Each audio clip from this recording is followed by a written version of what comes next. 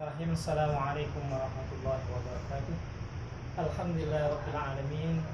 Wassalatu wassalamu ala asrafil anbiya'i wal mursalin. Depetan dikit.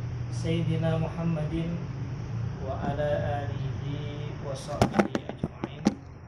Qalu subhanaka la ilma lana illa ma 'allamtana innaka antal alimul hakim. Hasbunallahu wa ni'mal wakil. Ni'mal maula wa ni'mal nasir. La haula wa la quwwata illa billahil aliyyil azim. Amma ba'du.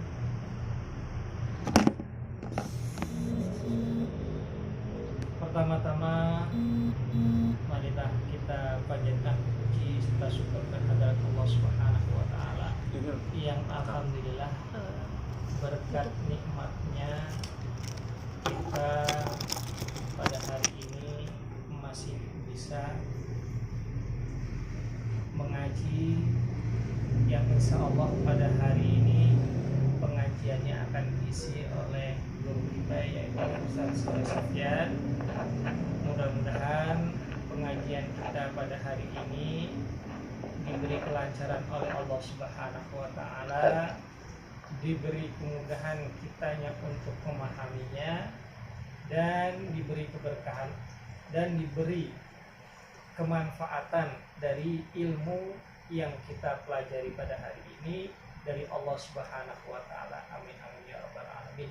Salawat beriring salam senantiasa kita haturkan kepada junjungan kita Nabi besar Muhammad SAW yang senantiasa kita dambakan syafaatnya kelak di yaumil qiyamah. Amin amin ya rabbal alamin. Bapak Ibu yang dicintai dan dirahmati oleh Allah Subhanahu wa taala, pada beberapa hasil yang cocok siang hari ini, yaitu pada hari ke-23 24 ya 24 di bulan Ramadan tahun 1444 Hijriah ini ya, sudah dikit lagi sama Lebaran, tapi bekalnya untuk menyambut Lebaran ini kita sudah penuh apa belum ya kira-kira? Maksudnya selama 1 bulan penuh kita menjalani puasa, apa cuman dapatnya itu ilal ju' wal atos aja, pahalanya cuma nahan lapar dan haus saja, atau kita sudah mendapatkan beberapa kenikmatan atau pahala yang sudah kita tabung. Wallahu a'lam bishawab. Itu semuanya Bapak Ibu dan kita semua masing-masing yang bisa merasakan. Bapak Ibu, para tamu Allah dan tamu Rasulullah yang dirahmati oleh Allah, jadi ingatnya ngasih acara mau berangkat umroh para tamu Allah dan tamu Rasulullah ya sudah kulino. Mudah-mudahan nggak lama lagi kita bisa menjalankan ibadah umroh lagi bapak-bapak ibu ya. Sudah kangen kan? Baiklah Bapak Ibu yang dimuliakan oleh Allah Subhanahu wa taala, untuk mempersingkat waktu mari kita sama-sama membacakan suratul Fatihah. Mudah-mudahan pengajian pada kali ini dapat menjadikan pencerahan bagi hidup kita, bagi kehidupan kita, dan kita selalu diberi kesehatan oleh Allah Subhanahu wa taala. Ala hadhihi niyyah wa ala kulli niyatin shalihah wa ila hadratin Nabi Mustafa Rasulullah sallallahu alaihi wasallam bisiril Fatihah.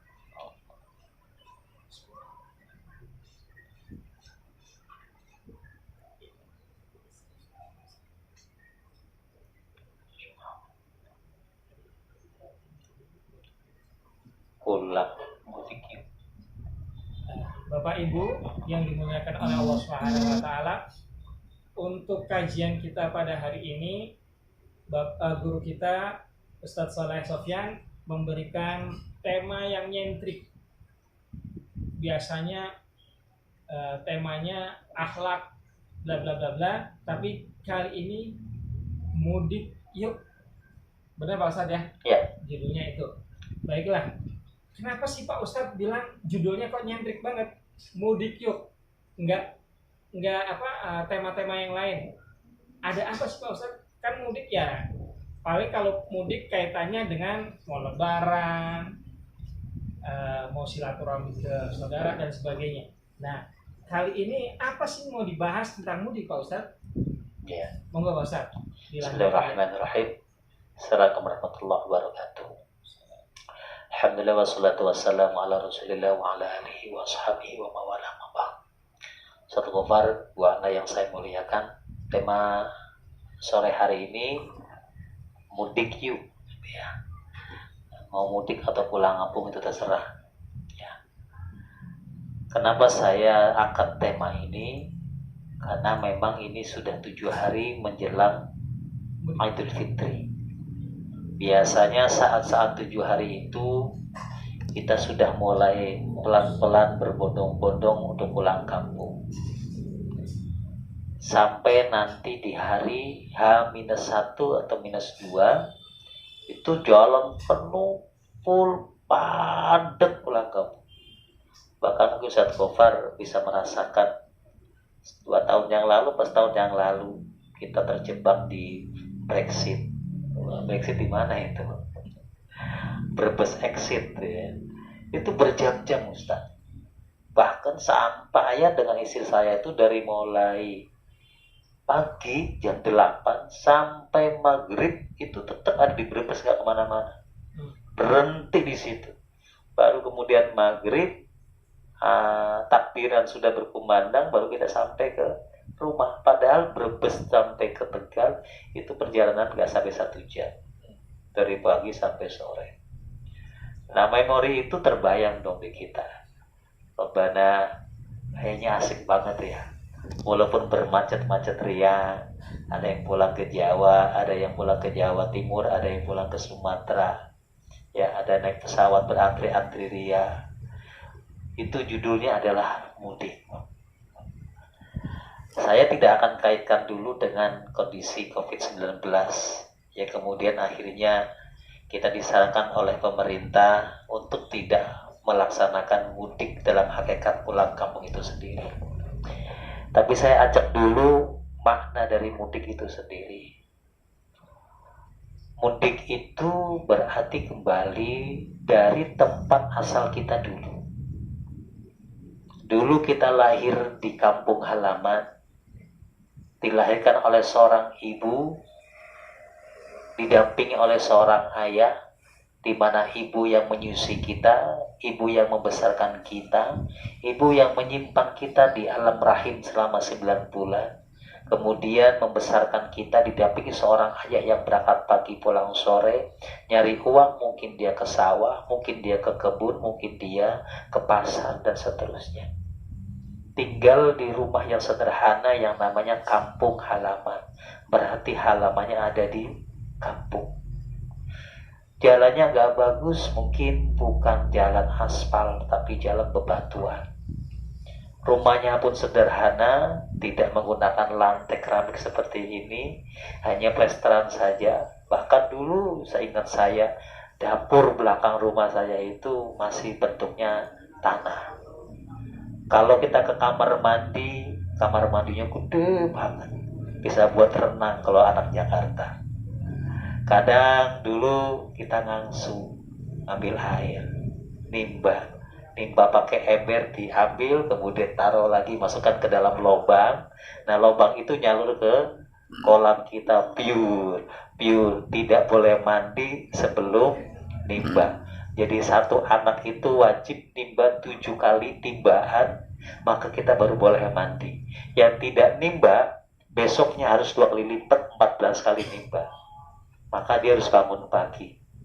Setelah itu kemudian kita siap-siap berangkat sekolah, ibu kita masak, atau ke depan beli tempe goreng, beli orek ya. Kalau di Tegal ada namanya sega bumbu ya, kemarin Ustadz Gofar nggak nyobain, berarti sudah gagal jadi orang Jawa. Sudah nggak doyan ya, sega bumbu ya.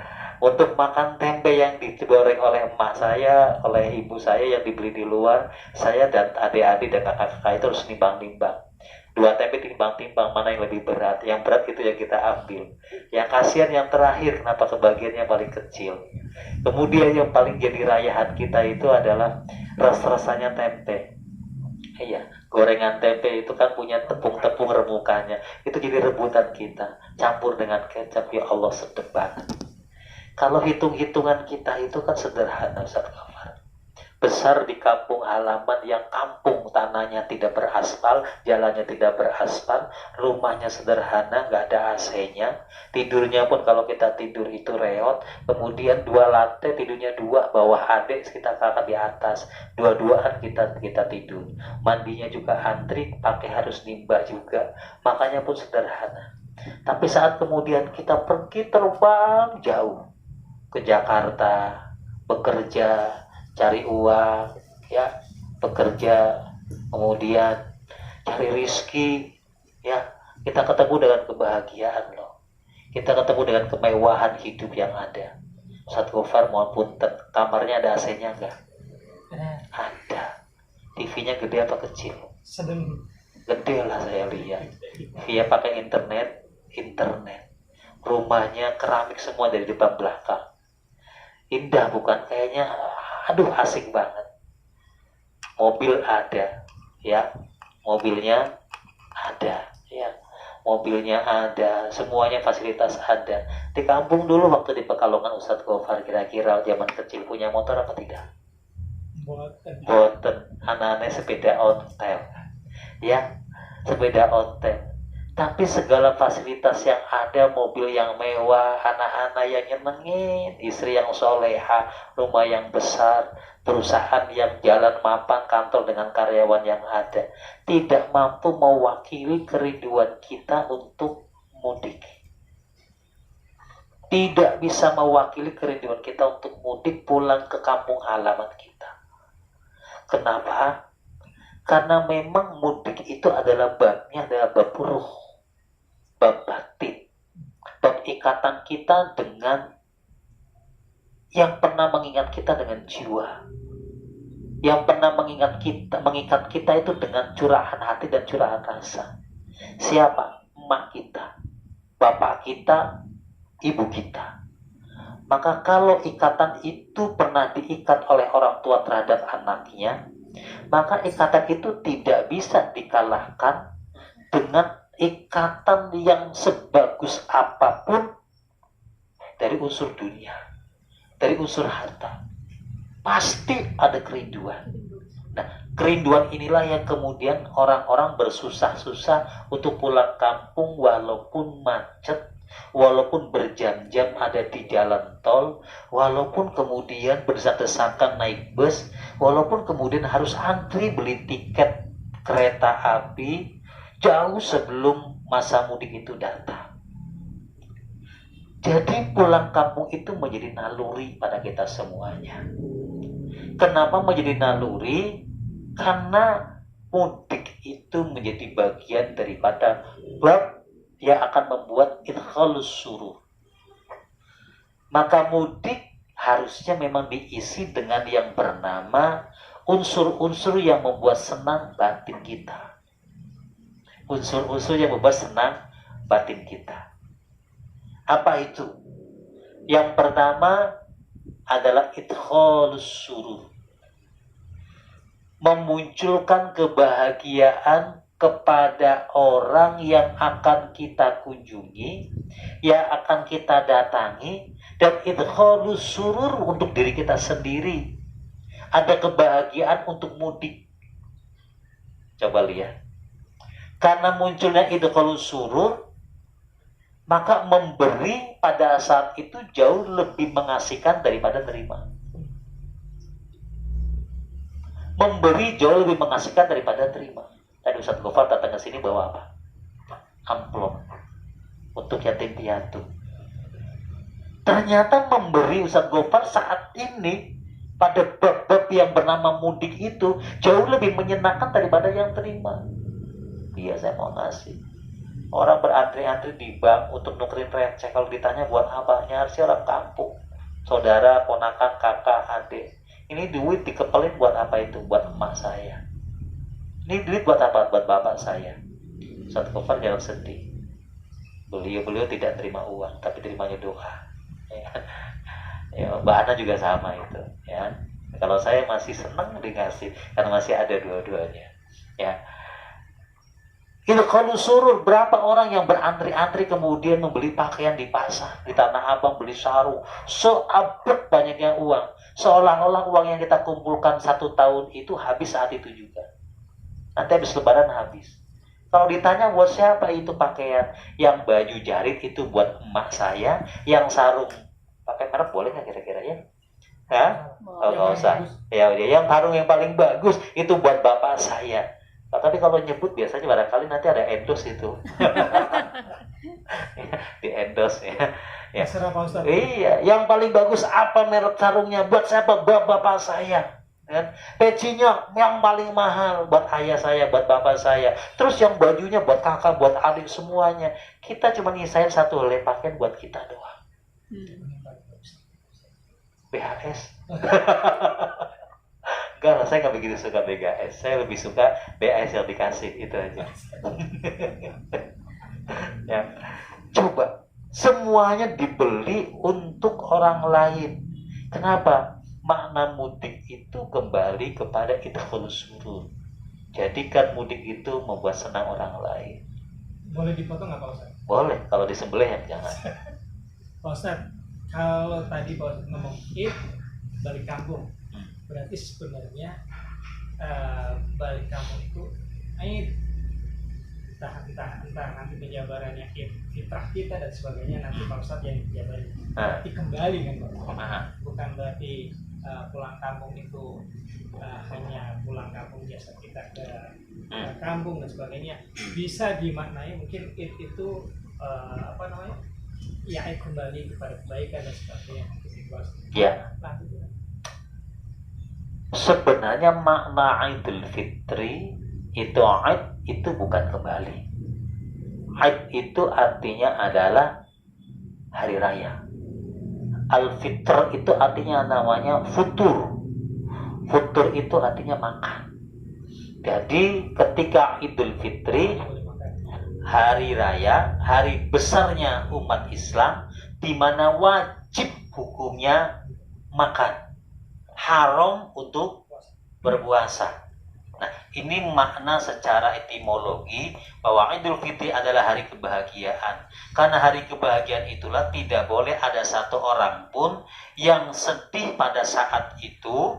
Maka yang hari ini punya kelebihan, berikan sesuatu kepada orang yang kekurangan supaya dia bergembira di saat itu. Maka zakat fitrah itu diberikan kepada orang yang hari ini punya kelebihan, kepada orang yang tidak punya apa-apa atau punya kekurangan. Dan saat dia punya kelebihan sedikit saja dalam kondisi kurang, maka dia pun punya kewajiban untuk melakukan zakat. Dan zakat itu juga bisa dibolak-balik dari bapak ke anak, ke saudara, ke sepupu, dan seterusnya kalau mereka tidak punya kemampuan. Nah, inilah yang kemudian saya ambil kata mudik. Ustadz, sekarang kan mudik nggak boleh Ustadz, ya kan? Sekarang kan mudik nggak boleh karena apa? Khawatirnya menimbulkan satu penyakit.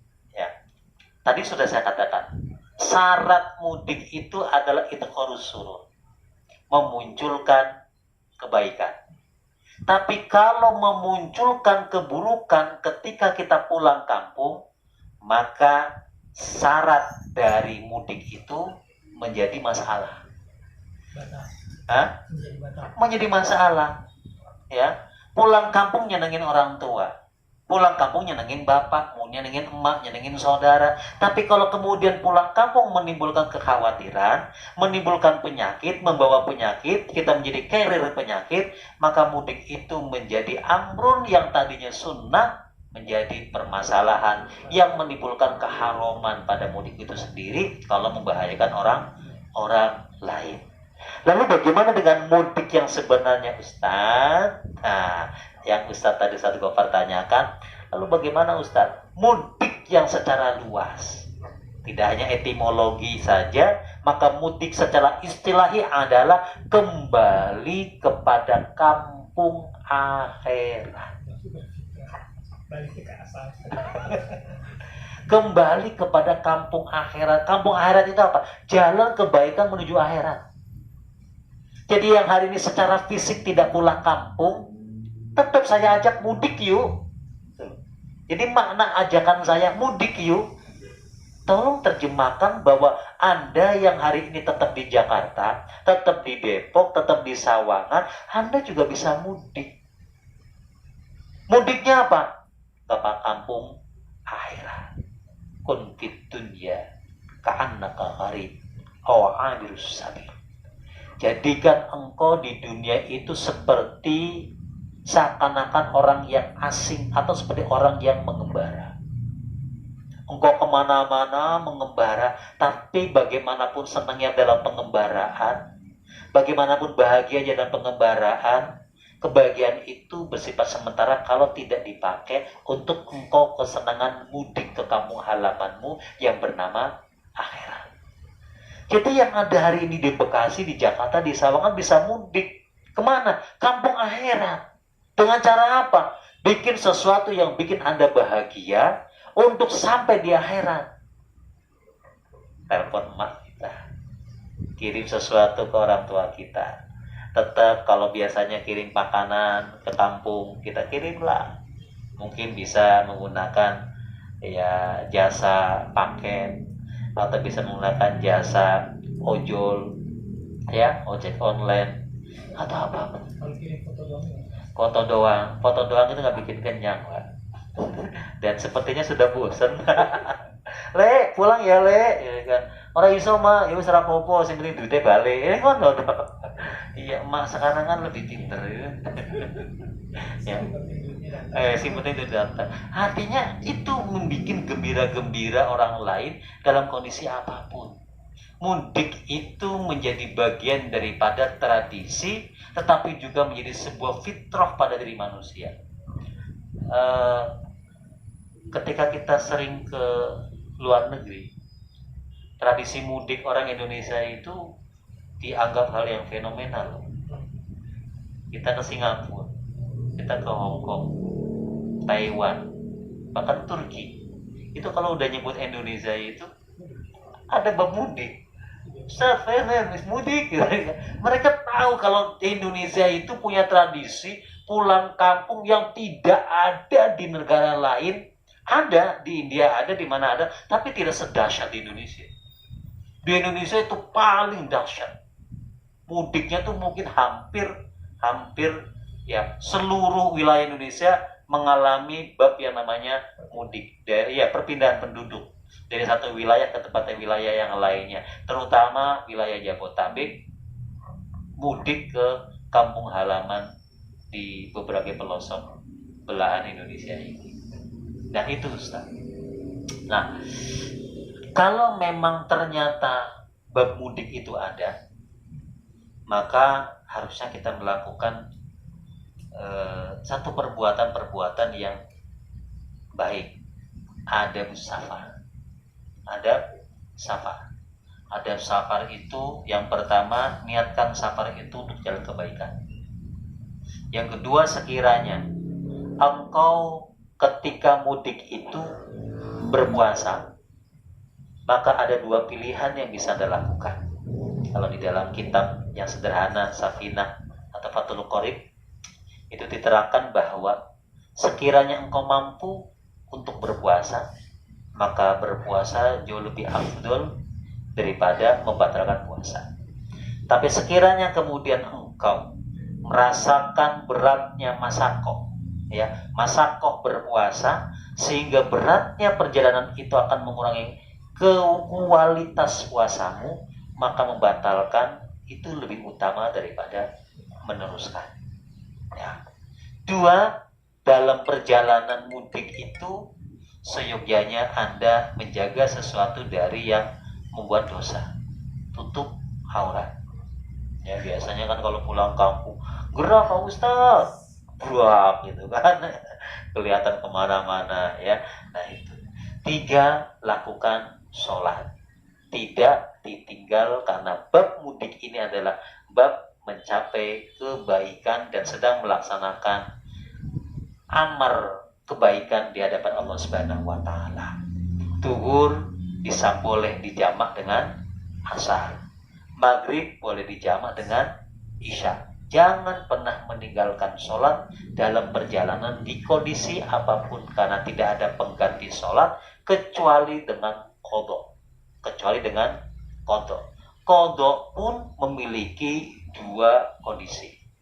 Yang pertama, kalau qadha itu memiliki dua kondisi. Yang pertama adalah qadha itu berlaku sebagai pengganti sholat. Yang kedua, qadha itu berlaku sebagai li'adli taubah. Kapan qadha itu menjadi pengganti sholat? Kalau kita di kondisi lupa dalam kondisi yang tidak sengaja. Jam 12 malam tidur. Jam 3 nggak bangun juga. Ada tarhim di masjid nggak dengar juga. Ada adzan subuh nggak dengar juga. Ada qomat nggak dengar juga. Ya, ada suara ribut-ribut di dapur orang masak kagak dengar juga. Tiba-tiba jam 7 baru bangun. Maka dia wajib hukumnya melakukan qadha salat tibadali salat. Mengqadha salat untuk mengganti salat yang dia tinggal tanpa sengaja. Tapi kalau kemudian jam 12 dia tidur. Jam 3 dia bangun tidur lagi. Tarhim dia dengar entar dulu adzan dengar entar dulu qomat dengar entar dulu les ketiduran bangun jam 8, maka dia wajib melaksanakan qadha li'ajli taubah, untuk taubat kepada Allah Subhanahu wa taala. Tetap sholatnya tidak bisa digantikan secara mutlak dengan qadha-nya, tapi qadha menurut Imam Syafi'i tetap wajib dilakukan untuk bentuk taubat kepada Allah Subhanahu wa taala. Urusan diterima atau tidak diterima adalah urusan Allah. Lakukan sholat dalam perjalanan mudik itu sendiri. Ketiga, ketika kita sudah sampai di kampung halaman di bab mudik kita ini, maka mutlak lakukan untuk melakukan kesenangan dan kebaikan. Kenapa? Jangan pulang kampung itu untuk pamer. Ya. La yadkhulul jannah, tidak akan masuk surga. Siapa? Siapa orangnya yang di dalam hatinya, di dalam jiwanya, walaupun sebiji zarah, jiwa rasa sombong, rasa pamer, dan ingin menonjolkan dirinya, maka segala amalnya tidak akan dijadikan sebagai tiket untuk masuk ke dalam surga. Jadi kalau pulang kampung, memang waktunya bawa mobil, ya sudah, memang perlu mobil, bukan untuk pamer. Ya, ada orang kan maksa pilih mobil yang gede, padahal mau rumahnya sempit, padahal apa? Padahal yang dibawa cuma 2 orang misalnya, ya kan? Ya, pokoknya namanya bab pamer itu ketahuan ya. Bab pamer itu ketahuan. Pulanglah dengan sederhana, membawa kelebihan yang kita punya tanpa kemudian harus memamerkan apa yang kita punya, yang kita miliki. Idkhalul surur juga dimunculkan. Kalau pulang kampung, senengin orang tua, jangan nyusahin orang tua. Ini mah kadang-kadang pulang kampung, ya, yang masak emak kita, yang masak emak kita, yang beres-beres emak kita, yang nyuci piring emak kita. Lah ini anak ama mantu timbang nerima makan doang beres. Bantuin di dapur kagak, bangunnya masih siang-siangan baik. Di kerjaannya cuma timbang makan sama jalan-jalan keliling aja di kampung. Udah beres selesai, balik ke Jakarta, semuanya dibawain semua. Sampai kucing-kucing dibawain, ember dibawain. Ya kan? Orang tua yang melihat anaknya, mantunya seperti ini ngelus dada. Lihat anak, istrinya, mantunya, cucunya udah pada balik ke Jakarta, malah alhamdulillah udah balik semua. Bukan malah nangis, ya Allah pisah sama mantu, pisah sama cucu sama anak. Kenapa? Karena ya Allah selama pada mudik semua saya capek. Gitu kan. Nah harusnya kita ini menjadi orang yang ilal surur. Ini gini loh, kita ini kadang-kadang lebih ngotani dari orang yang ada di kampung. Ya seolah-olah kita orang kota yang nggak mau kotor, yang harus resik di rumah harus pakai sendal. Padahal sekarang sekampung itu nggak pakai sendal, ya kan? Ya sudahlah, wayahnya nyenengin orang tua. Kalau yang lain nggak pakai sendal, kita nggak usah pakai sendal sebagai penghormatan kepada orang tua kita, ya. Itu kalau surur, kita kadang-kadang merasa ngotani. Padahal gini loh Mas Gofar, Ustaz Gofar. Orang kampung itu biasanya jauh lebih kaya dari kita. Benar nggak? Karena kita suka malu. Orang kampung biasanya lebih kaya daripada kita. Soktanya. Orang tua kita punya rumah cash apa kredit? Cash. Gede lagi. Ya kan? Gede lagi. Punya sawah Cash. Gede lagi. Ya kan? Punya sawah, punya kebun, punya macam-macam, nggak ada satu pun yang utang. Dan nggak pernah minta sama anaknya. Sekarang kita yang lagunya gede banget nih. Yang lagunya gede. Maaf ini jangan tersinggung, saya juga tersinggung ini. Kita lagi introspeksi diri, ya Allah, ya benar juga ya kita sebagai seorang anak gitu kan. Apa yang kita punya? Ya kan? Apa yang orang-orang kita Jakarta pada punya? Rumah masih nyicil. Ini Mas. Udah nggak ngasih. Terakhir bapak nggak ada, milikin. Ini bagian gua. Itu namanya rebutan warisan. Makanya nggak pernah ngasih, tapi giliran terakhir milikin. Iya, saya jadi pengen nangis ini. Ya, iya bener, ya kan? Satu lagunya sudah lagunya gede banget gitu kan. Padahal semuanya tidak ada yang cash yang kita punya, tapi kemudian pulang kampung merendahkan sisi kekampungan keluarga kita, orang tua kita yang ada di kampung halaman. Padahal mereka jauh lebih kaya dari kita. Ditambah lagi kemudian, ya tadi Ustaz Bapak bilang tadi, merasa memiliki dari apa yang dicari dan dikasahkan oleh orang tua kita, padahal kita tidak pernah ikut capek. Yang banting tulang orang tua, yang pegel orang tua, tapi yang ribut adalah anak-anaknya yang cuma tinggal terima duit doang. Ini saya bilang ini bukan anak kurang ajar, tapi anak memang ngajar gitu, bukan kurang, ngajar banget. Gitu Ustaz. Jadi kembali ke kampung akhirat itu berarti sadar bahwa pada saatnya kita akan mati. Sadar bahwa pada saatnya kita akan ditinggal oleh orang tua kita akan ditinggal oleh bapak dan ibu kita, dan bahkan kita sendiri akan lebih awal meninggalkan mereka. Kita akan meninggalkan istri kita, anak kita, atau istri meninggalkan akan suami. Maka kampung akhirat itu pasti akan kita jelang, dan riadonya itu setiap tahun. Setiap Ramadan kita beriado untuk pulang ke kampung halaman kita. Ada yang pakai motor, karena memang dia bisa ngumpulinya menggunakan dengan seharga motor. Ada yang pakai mobil, karena dia mampu ngumpulin seharga mobil. Ada yang naik bus, karena dia mampu ngumpulin seharga kursi yang di dalam bus itu. Ada yang kemudian naik kereta, karena dia mampu membeli kursi seharga kursi itu sendiri. Banyak orang yang pulang kampung itu dengan kendaraan yang memang bisa dia kumpulkan. Ada yang pulang kampung halaman dengan membawa bekal yang banyak. Ya segitulah dia itu mengumpulkan uangnya. Ada yang pulang kampung kemudian sampai pulang ke rumah, maaf ya Maya, nggak bisa bawa apa-apa, nggak bisa bawa duit, nggak bisa ngasih.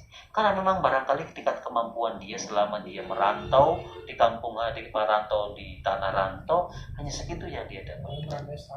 Setahun sama saja sebenarnya, ya kan, sama saja, ya kan. Tapi berbeda ketika apa yang terjadi ketika dia pulang kampung halaman. Akhirat pun sama. Nanti ketika kita sudah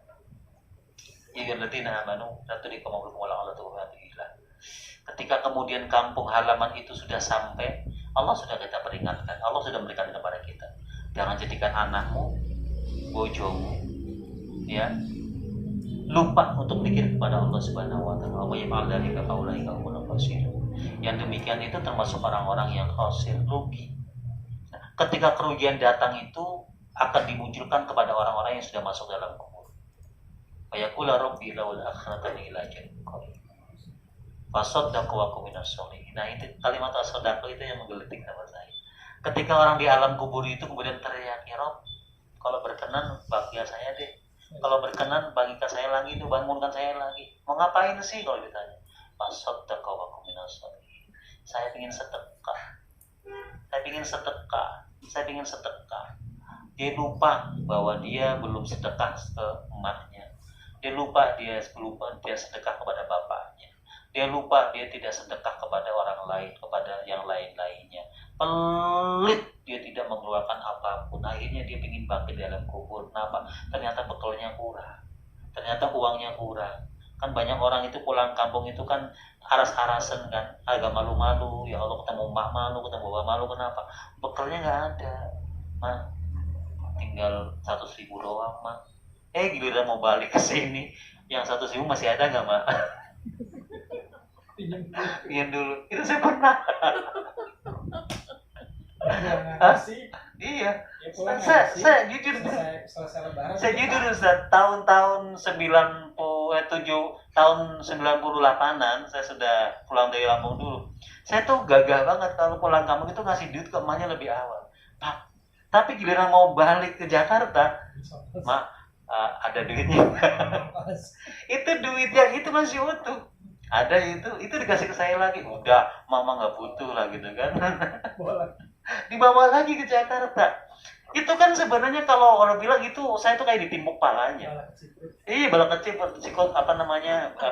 berok sikutan, ya kan? Itu kenapa? Kalau mau jujur diomongin, lu sih nyari duitnya kagak semangat gitu kan. Giliran dapet aja untuk yang lain-lainnya. Giliran pulang kampung lu kagak ini. Kan banyak orang sholatmu, puasamu, ya, zakat, ibadahmu, hajimu, umrohmu, ya kan, engkau hambur-hamburkan untuk urusan duniamu. Engkau bikin pamer, engkau bikin supaya orang lain merasa supaya ngomong kamu itu hebat, kamu itu ulama, kamu itu keren, ahli ibadah. Lu hambur-hamburkan semuanya untuk urusan duniamu. Giliran masuk ke alam akhirat, nangis. Rabbi laula aqartani ila ajalin qarib. Kenapa? Semuanya aku pergunakan ketika saya masih merantau. Saya punya duit untuk shopping. Saya punya duit lagi untuk A, untuk B, untuk C. Giliran pulang ke kampung akhirat, gak bawa apa-apa. Persis dong kalau kemudian harusnya sebenarnya sholatmu itu untuk kampung akhirat, tapi engkau pakai untuk shopping di duniamu. Harusnya sedekahmu itu yang kau berikan kepada orang lain itu harusnya untuk kampung akhiratmu. Tapi kenapa engkau belanjakan untuk yang lain? Untuk apa, Ustaz? Untuk posting, ya kan? Coba sekarang gila, Ustaz. Hanya untuk sebuah subscribe doang, like, share, komen, thumb, jempol, macam-macam kan? Itu mereka rela bukan hanya membelanjakan akhiratnya kemudian sia-sia untuk urusan dunia supaya dia alam dengan orang lain, tetapi dia rela untuk menghinakan orang lain. Kasus di Bandung, saya kemarin teriak itu, ya kan, saya sebutkan saja, ya kan, nggak update ini berarti ini, ya, yang namanya Andre Paleka itu ngumpulin malam-malam dia jalan bawa kardus mie instan, kemudian diisi dengan batu, diisi dengan kotoran, diisi dengan makanan. Di Bandung dia keliling dengan teman-temannya untuk apa? Untuk konsumsi subscribe itu loh, YouTube itu keliling. Yang dikasih siapa? Ya waria-waria itu, ya saya bilang waria itu juga manusia, Mas. Waria itu orang. Ya Allah, saya tuh sedih lihat baca itu. Masih ya, Mas, jadi jazakumullah khairan katsira. Ternyata bentong bisa ngomong bahasa Arab. Terima kasih ya Mas, jazakumullah khairan katsira. Pinter, ya kan? Ya Allah, dia bawa, alhamdulillah saya dapat ilmu. Ngomong alhamdulillah, ya kan? Pas dilihat ternyata isinya sampah, isinya kotoran, makanan bau. Itu dia ketawa-ketawa, kena lo makanya. Apa di ujung ketika dia itu sudah membagikan, anak-anak teriak, saya sampah. Dia teriak apa? Biarin puas dia. Masa Ramadan masih menjajakan, masih berbuat maksiat. Coba, dia mengatasnamakan agama, sebenarnya orang yang sedang dihinakan oleh dia tidak jauh lebih hina daripada dirimu yang melakukan perbuatan itu sendiri. Coba. Kayak kemarin ada yang teriak, kemudian merendahkan dokter, macam-macam. Itu kan berarti membelanjakan urusan-urusan dunia, urusan akhiratmu yang sebenarnya bagus untuk tujuan-tujuan dunia. Nah, inilah yang kemudian harus kita pikirkan. Mudik yuk. Tapi yang dibanding kemarin, Iya. udah Fajr Saya yakin saya itu misluha, dikebukin di penjara. udah Ya. pada saatnya Dikebukin di penjara. Ya mudah-mudahan Allah kasih hidayah. Ya Allah, ya maknya aja nggak bisa ngasih hidayah. ya, hidayah milik Allah. Ya, tetap kita tidak boleh memiliki kebencian pada personalnya itu, tetapi kelakuannya itu, sifatnya itu yang kita harus benci. Mudah-mudahan di penjara dia mendapatkan hidayah. Tapi sekali lagi, manusia itu diciptakan oleh Allah itu dengan akal pikiran. Yang kedua dengan insting, seperti binatang yang lainnya. Yang kedua itu dengan rasa. Kadang suka mikir. Saat berbuat seperti itu tuh daya rasanya tuh kemana gitu. Daya rasa kalimat aku nggak tega, aku kasihan gitu loh. Taruhlah maaf. Tidak menggunakan bahasa nilai keimanan yang bernama halal dan haram. Minimal lu gunakan bahasa daya rasa. Karena binatang pun tidak punya tidak punya akal, hanya mengandalkan insting saja. Dia masih punya rasa kasihan loh. Dia masih punya rasa nggak tega loh. Kucing itu dengan makanan yang ada di meja kita itu ngintip ngambil terus diambilin. Tapi saat kemudian dia melihat anaknya yang makan, apa dia mau ambil? Dia berhenti, dia nggak mau ngambil. Kenapa? Dia menggunakan daya instingnya, di mana daya instingnya itu mau memunculkan rasa kasihan, nggak tega, dan seterusnya. Maka betul bahwa manusia itu akan jauh lebih kejam dari binatang ketika akal nalurinya itu sudah hilang, terbungkus oleh nafsu urusan dunia. Mudik dong. Wabtaghi fima atakallah darul akhirah.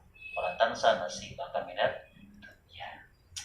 Ayo cari jalan untuk menuju darul akhirah, menuju kampung akhirat.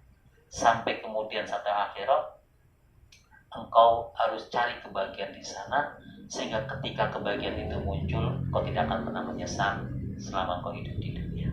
Begitu Ustaz Gofar. Barangkali ada yang dibuka pertanyaan, apa kita lanjut? Ustaz, Ya. Sebenarnya kan kita di bulan puasa itu ibarat kayak orang lomba lari. Lomba lari, apa yang perlu dipersiapkan dari kita, stamina-nya, sepatunya dan sebagainya. Kita ini berarti sudah mau mencapai garis finish. Tapi ya itu karena mungkin perlengkapan lari kita itu nggak sempurna. Jadi akhirnya keteteran di tengah jalan. Entah ngap, tidak kecapean dulu dan sebagainya. Nah, sebenarnya bekal kita ya, kalau sekarang lari, kalau pulang ya tadi dan sebagainya ya, itu apa sih Pak Ustaz? Bekal yang semestinya kita bawa. Bekal yang semestinya kita bawa ketika masuk Ramadan itu adalah iman. Iman itu menjadi jagoan yang paling utama. Karena puasa itu secara harfiah itu kan sederhana. Ngosongin perut dari pagi sampai sore, selesai. Kalau itu urusannya, ya banyak yang bisa. Non muslim juga bisa, karena semua agama samawi punya syariat puasa, walaupun tidak wajib seperti di Islam. Maka bekal yang paling utama itu adalah, senjata yang paling utama adalah iman. Maka Panggilannya adalah ya ayyuhalladzina amanu kutiba alaikumus syiyam. Iman menjadi dasar Anda mengosongkan perut. Iman menjadi patokan Anda mengosongkan perut. Yang kedua, saat iman itu sudah dimunculkan, ada kalimat kutiba alaikumus syiyam kama kutiba alal ladzina min qablikum. Ada ritualitas yang berkesinambungan, menjadi satu kesempurnaan dari mulai zaman Nabiullah Adam alaihissalam sampai kemudian Nabiullah Muhammad SAW. Syariat puasa itu menjadi lengkap setelah dilakukan oleh para nabi-nabi sebelumnya. Jadi kalau ditanya siapa yang membangun Islam, semua para nabi. 25 para nabi itu menjadi arsitek utama membangun Islam itu sendiri. Fondasinya. Rasulullah menjadi nabi terakhir sebagai peletak fondasi terakhir yang bernama Islam. Tidak dikatakan Islam karena tidak dikatakan sempurna agama, karena dulu zaman Nabi Adam baru bikin fondasinya. Nabi Ibrahim baru dibikin tembok kanan kirinya. Nabi Isa baru bikin atapnya. Sempurna Rasulullah dilengkapi maka menjadi Islam itu sendiri. Ya, lakum dinakum wa tantu'alukum Islam. Nah, pondasi yang pertama adalah yang tadi adalah iman. Iman itu tidak akan mencapai puncak yang bernama tatakun kalau tidak melakukan ritualitas ibadah-ibadah yang ada. Maka kalau Anda yang hari ini sudah terbiasa untuk sholat, maka sebenarnya dinaikkan, maka ya dinaikkan. Makanya ada sholat taraweh itu adalah menantikan Syawal. Nanti setelah Ramadan ada muncul namanya Syawal. Sebenarnya Syawal itu adalah bulan pembuktian di mana Anda naik. Mulai naik kapan? Bukan setelah Syawal, bukan ketika Syawal, tapi Ramadan itu sudah naik. Dinaikkan. Sholatnya, puasanya, ibadahnya. Yang tidak biasa untuk sholat, yang tidak biasa untuk ibadah sebelum Ramadan, paksa. Ijbar namanya. Dipaksa. Itu menjadi bekal iman dan paksa.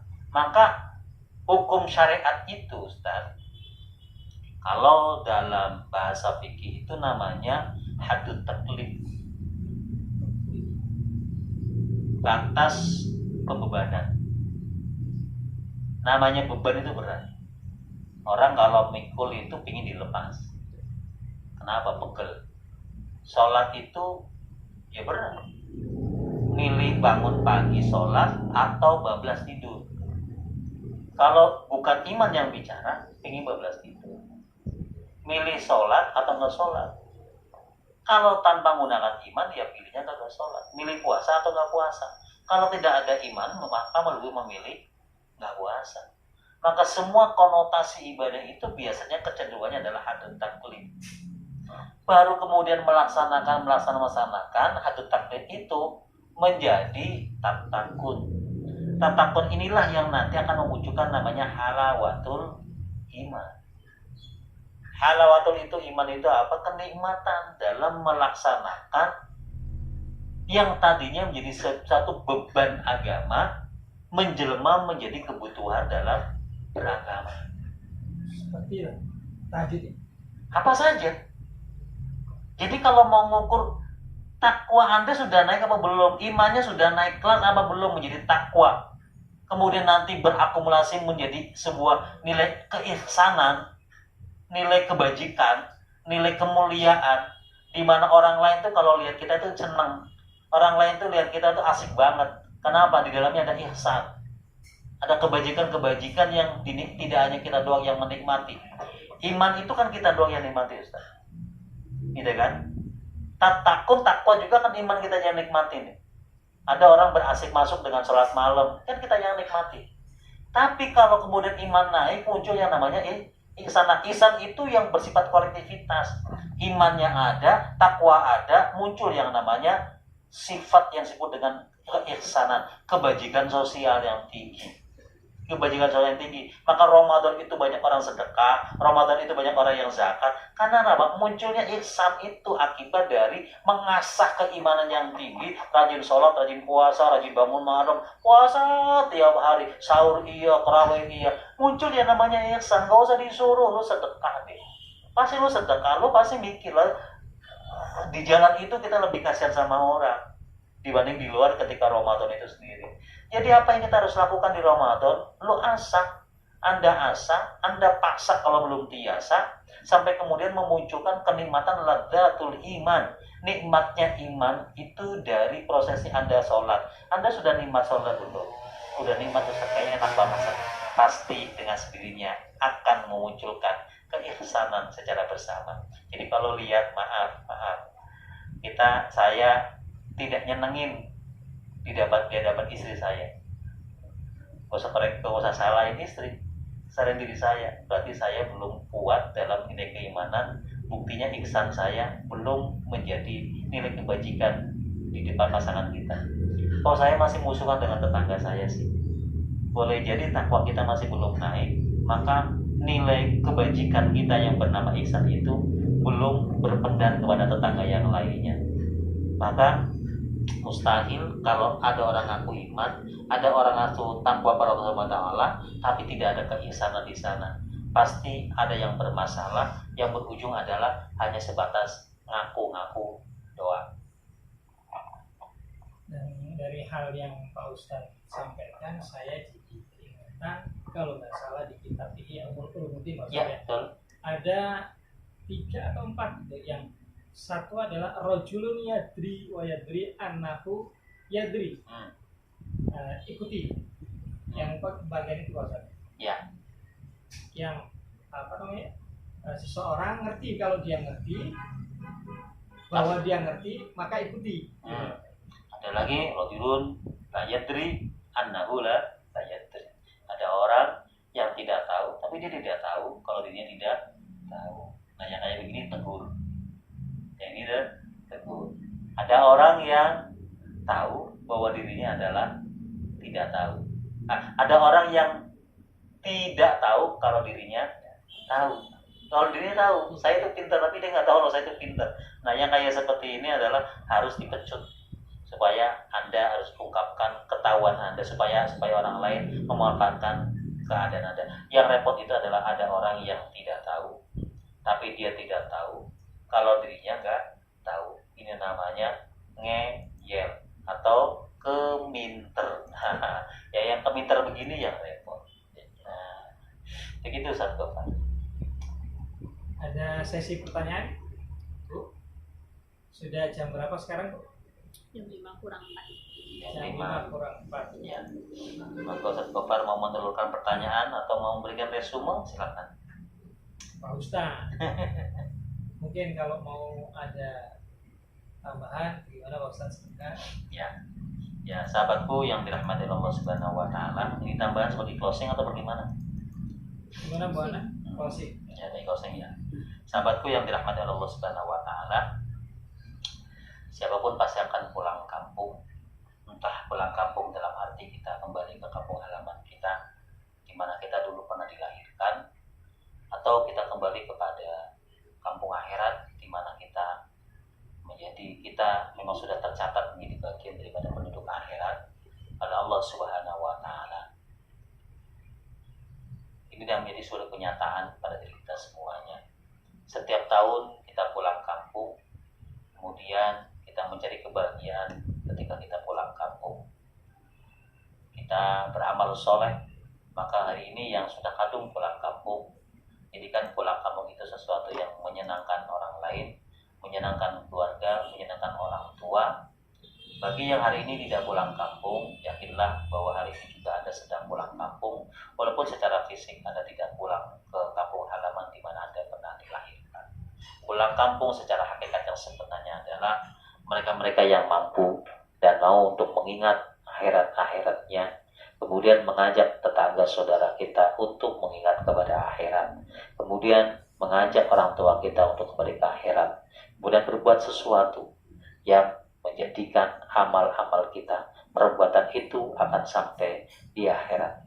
buat senang orang tua kita, bikin senang orang tua kita, bikin senang bapak kita dan ibu kita, bikin senang tetangga kita yang hari ini ada di Jakarta, di Bekasi, di Tangerang, di Depok, macam-macam.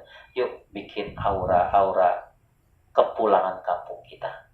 Lakukan sesuatu yang membahagiakan kita, membahagiakan orang tua kita.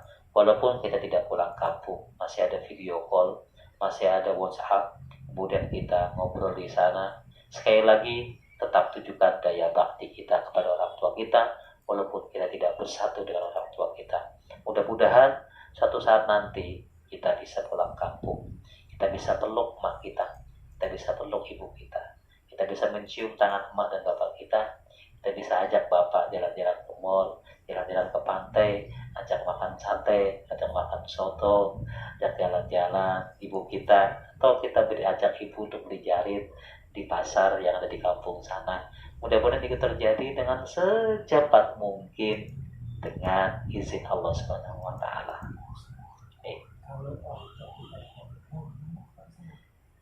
Ketika orang tua kita sudah meninggal, maka kebutuhan konsumsi yang terbaik adalah makanan-makanan akhirat kita. Makanan-makanan akhirat kita. Tidak ada yang paling membahagiakan orang tua kita, sedaqatin jariyah. Berikanlah kepada orang kita sedekah jariyah yang terbaik dari anak-anaknya.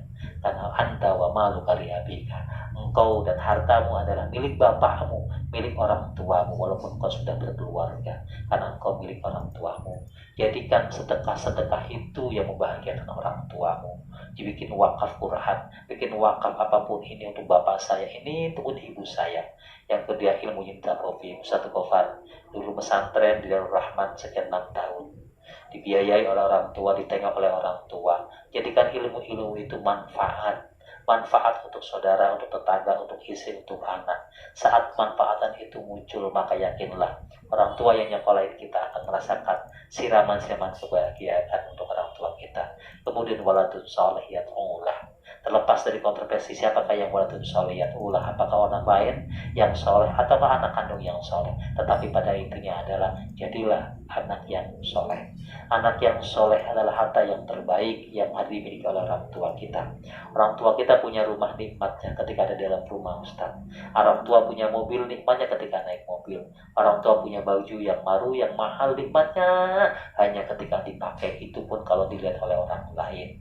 Orang tua kita punya perhiasan nikmatnya ketika dipakai, maka perhiasan semuanya umumnya dipakai di tempat yang kelihatan karena memang nikmat kalau dilihat orang lain. Tetapi ada harta yang tidak mampu untuk bisa diwakilkan yang lainnya. Di rumah mewah nikmat, di rumah yang reot nikmat, di mobil yang mahal nikmat, di mobil yang reot juga nikmat. Apa itu? Waladun sholihiyat ulah. Anak yang soleh yang kemudian siap bangun malam, menggelar sajadahnya, pakai mukna, pakai sarung, pakai peci, kemudian sujud, kemudian menangis untuk ampunan ibu dan bapaknya. Mudah-mudahan manfaat dan kita menjadi anak yang soleh. Amin ya robbal alamin. Terima kasih Pak Ustadz. Bapak Ibu, demikianlah kajian kita pada sore hari ini. Sore hari ini saya dan Ibu Ana berada di kediaman Pak Ustadz Saleh Sofyan. Mudah-mudahan kalau mungkin ada ibu bapak yang berkenan untuk dikunjungi, kalau memang ada waktu, insya Allah kami kunjungi untuk ngaji bareng. Ya. Mudah-mudahan apa yang disampaikan oleh Pak Ustadz bisa bermanfaat bagi kita semuanya. Ya, kalau nggak bisa ngamalin semuanya, minimal seperempat, ya, semampu kita. Tapi harus dipaksakan kemampuannya untuk bisa berbuat yang terbanyak. Kurang lebihnya dari kami ucapkan mohon maaf lahir batin. Mudah-mudahan kajian ini bermanfaat untuk kita semuanya. Wabillahi taufiq wal hidayah. Wassalamualaikum warahmatullahi wabarakatuh. Waalaikumsalam warahmatullahi wabarakatuh.